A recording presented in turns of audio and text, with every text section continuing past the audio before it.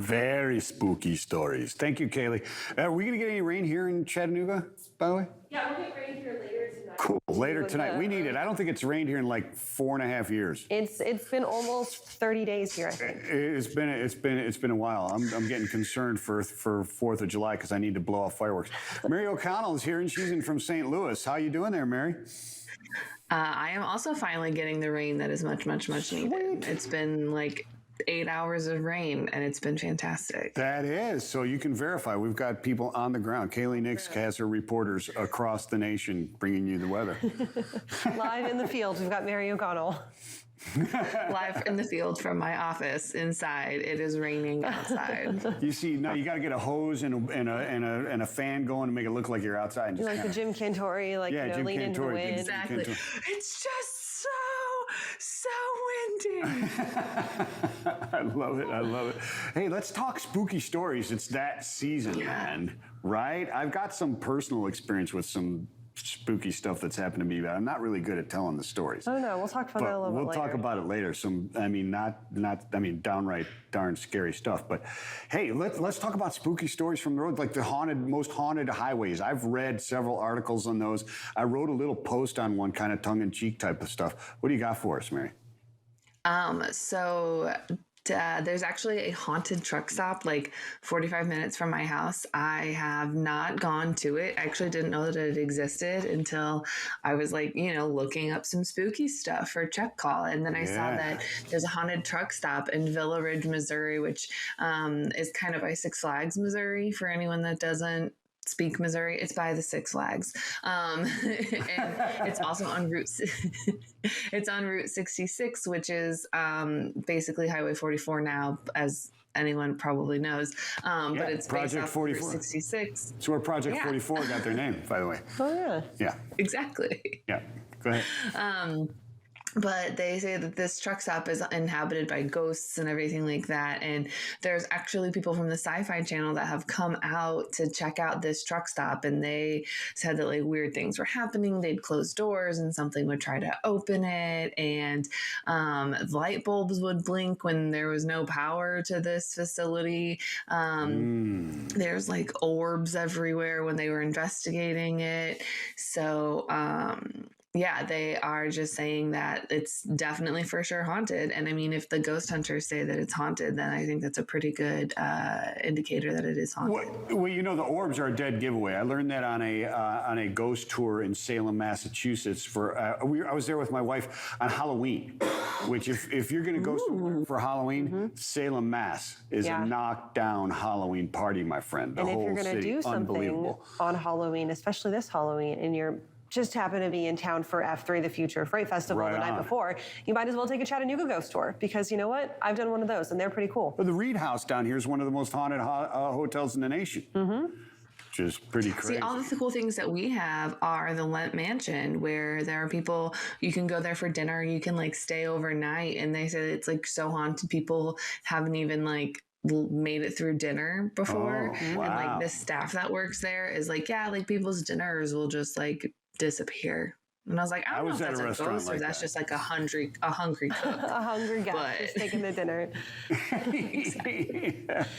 Mary, so we've got Flock Freight that wrote up this article last year from Kevin McMaster saying, the 5 of America's most haunted roads. Yeah, that's where I did an article off of that. Yeah, based on that. And I love this. Really and they're kind of spread out everywhere across the country, right? From East Coast to West Coast.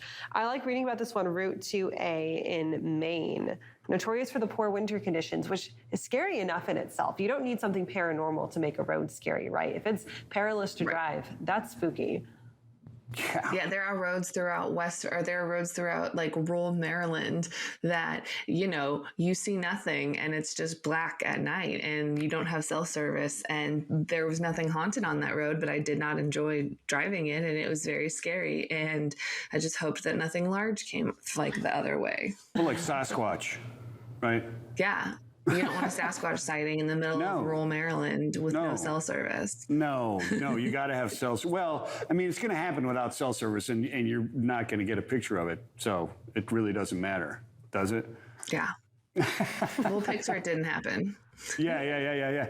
No, there's a ton of spooky stuff, and that is a really cool article. That's where there's the Route 666 out in Utah, which is like, they say there's not a lot of traffic there at night. Well, no kidding. They named it 666 Devil's Highway. Who's going to go on there? I mean, duh. Of course it's haunted, right? Like drivers drive across this stuff and then can't remember driving across it and stuff like that. It's almost like a Bermuda Triangle type of stuff.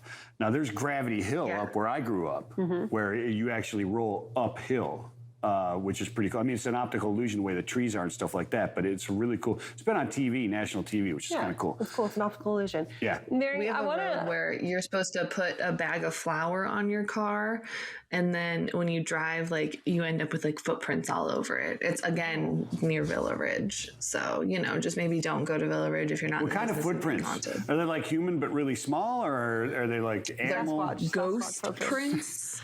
Ghosts have feet? I have no idea. I don't know.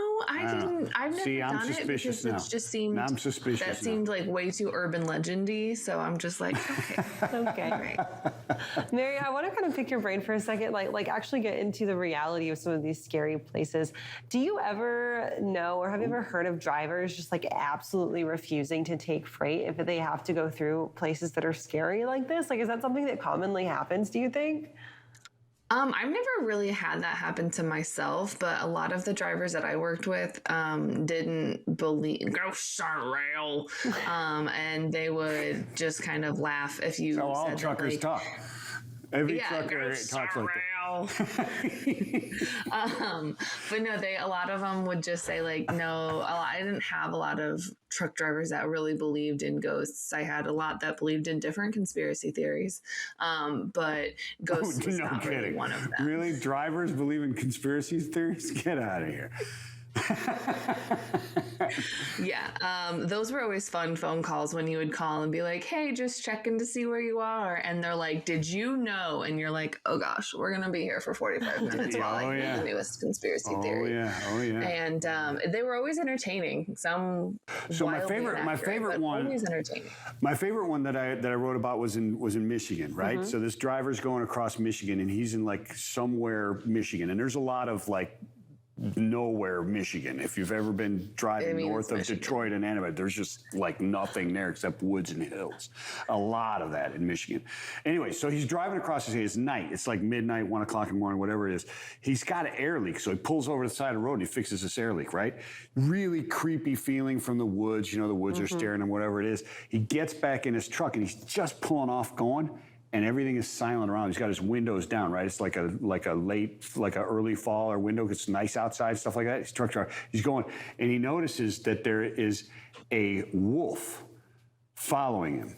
Okay, but this wolf happens to be running on two legs. Its hind two legs have yellow eyes that are glowing, and it's tall enough that it has to bend down to look into his driver's side window. Nope. I'm and out. it's traveling with No, him. thanks. So No, thank you. This guy, this driver is smart because he doesn't have a cell phone ready. He's got a .45 caliber pistol just by his side that he happens to grab, shoot it in the eye socket, and then takes off. He comes back and obviously it's not there. So, I mean, this is all legit. I'm feeling like this is a real thing. Dogman of Michigan, look it up.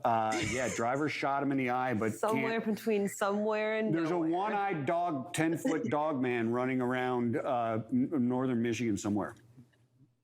Yeah. I think that's my reason to not go to Michigan. I've got other reasons, but that's just another one. That's just another one. That's just like the third reason. Mary, let's finish this out on a serious note here. For F3 next week, Future Freight Festival, are you making your way down to Chattanooga? Will we get to see you here for F3? Are we going to have to do something scary on Monday night before you get in and before we start working really hard for the festival? So I will actually be in Chattanooga early. So I am happy to see how Chattanooga does Halloween, because apparently I found out that not everyone requires kids to tell a trick or treat joke to get candy. Like we don't. thought that was like Don't do that. a thing. It's like you have to do that here in St. Louis. I did not realize it was unique to just us. Like you have to tell a trick or treat joke unless you're like 2 and like, hi Halloween. That's like, yeah. But yeah, you have to Sounded tell just a like trick or treat Dooner. joke and. But yeah, so I will be there for F3. I'm excited to see how Chattanooga does Halloween, and it's going to be a good time. I think everyone who does not have a ticket yet is missing out and needs to get a ticket, get a plane ticket, and just come join the party that's happening in Chattanooga, because I honestly don't know how we're going to fit it all in one day, but we're going to, and I'm very excited. All right, so then what is your best trick or treat joke?